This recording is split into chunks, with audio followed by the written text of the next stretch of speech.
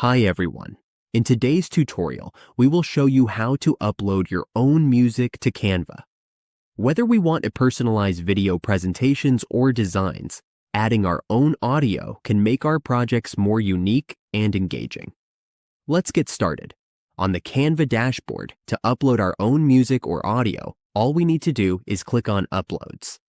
Once we're here, we just need to click Upload Files. Then, locate the audio file we want to upload. We have our music here, and we will use this one. Now let's upload this file. Let's wait for it to load.